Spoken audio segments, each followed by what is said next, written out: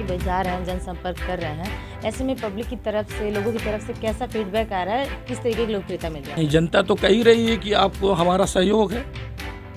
हाँ, उनका सहयोग है तभी तो हम मैदान में उतरे हैं। है? जिस तरीके से भाजपा के 2017 में चुनाव हुआ था और चुनावी लहर एक कहते थे उस टाइम था कि योगी मोदी लहर, तो ऐसे में भाजपा के ही प्रत्याशी विपिन सिंह हैं और मतलब अलग अलग पार्टियों के दारा सिंह सभी लोग हैं, तो सब अपनी अपनी लेवल पे तैयारी कर रहे हैं। तो ऐसे में क्या लग रहा है कि किस तरीके से प्रभावित कर पाएगा? दामोदर दास को भगाए गए बीजेपी के लोगों को। और रही बसपा जो है बिल्कुल खत्म हो चुकी है। नमस्कार, मैं हूं निधि सिंह, आप देख रहे हैं पूर्वांचल टीवी। इस वक्त हमारे साथ all India Majlise Ittehadul Muslimeen party से मोहम्मद इस्लाम जी हैं। चुनाव को लेकर क्या उनकी रणनीति है, क्योंकि ग्रामीण इस पार्टी से ग्रामीण प्रत्याशी बनाए गए हैं ये और जिला अध्यक्ष भी रह चुके हैं ऐसे में इनकी चुनाव को लेकर क्या रणनीति है, मुझसे बातचीत करते हैं। सर, बहुत बहुत स्वागत है पूर्वांचल टीवी में आपका। जी चुनाव को लेकर क्या रणनीति आपकी सर? जी, पहले तो आप हमारे वहाँ आए, आपका बहुत बहुत शुक्रिया। और चुनाव को लेकर के रणनीति हमारी जो है बहुत अच्छी है, क्योंकि हमारा पहला चुनाव नहीं है ये। 2006 में हम मेयर लड़े हैं गोरखपुर शहर से। 2007 में शहर विधानसभा से जो है एमएलए लड़े हैं। 2009 में सांसद का फार्म भर करके हमने वापसी लिया, क्योंकि बसपा में फिर चल गए हैं। फिर 2017 में राष्ट्रीय लोकदल से मेयर लड़े हैं। अब 2022 में 323 गोरखपुर ग्रामीण में विधायकी की तैयारी किया है। अब बहुत अच्छा किया है। क्यों किया है कि यहाँ की जनता, क्योंकि हम नए नहीं हैं, काफ़ी हमने काम किया है सबके साथ, सबका विकास के लिए हमने बहुत काम किया है। और जैसे कि अभी एनआरसी में हमने किया, क्योंकि एनआरसी सिर्फ मुस्लिमों का नहीं था, एनआरसी सभी वर्ग का था। उसका उदाहरण है आसाम में, देख लीजिए 14-15 लाख लोग हिंदू भाई हमारे फंसे। फिर उसके बाद जो है 5 लाख मुसलमान फंसे। उसी तरीके से एनआरसी पे हमने सभी वर्ग के लिए काम किया। लॉकडाउन में हमने जो भी परेशान हाल थे उनकी मदद किया, राशन से लेकर के दवा के अलावा जिन बच्चियों की शादी वगैरह में कमी आती रही, जहाँ तक हमसे बन सका हमने पूरा किया। अब हमारी प्राथमिकताएं हैं, जो तैयारियां हैं कि अगर गोरखपुर 323 ग्रामीण से अगर प्रत्याशी चुना गया तो मैं अपनी सर, एक सवाल और, आप जनता की बाजार हैं, जनसंपर्क कर रहे हैं, ऐसे में पब्लिक की तरफ से, लोगों की तरफ से कैसा फीडबैक आ रहा है, किस तरीके की लोकप्रियता मिल रही है आपको?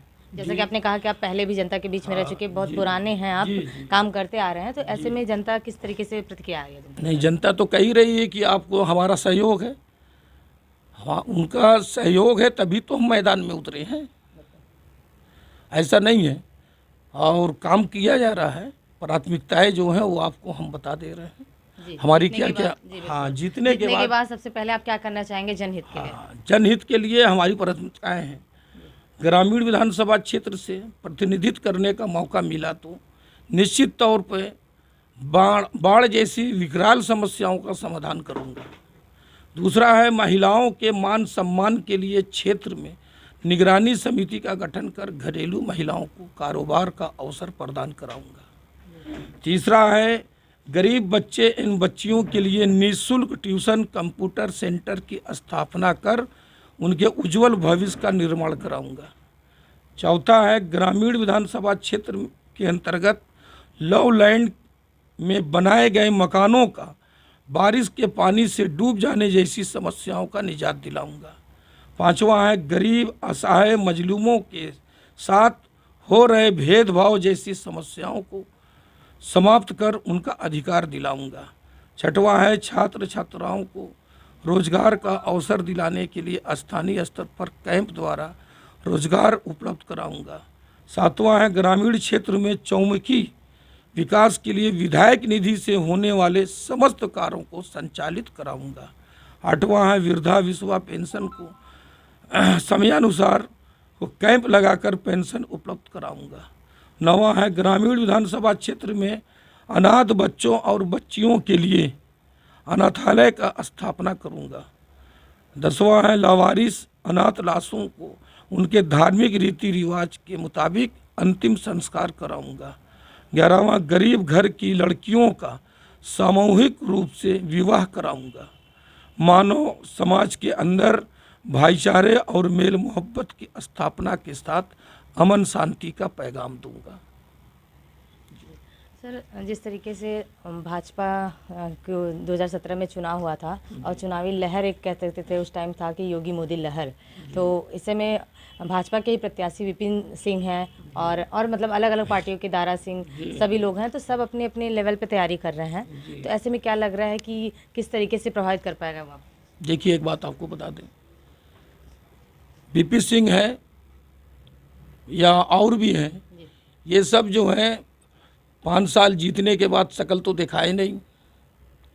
कई जगह जो है बीपी सिंह को भगाए गए, राधा मोहन दास को भगाए गए बीजेपी के लोगों को।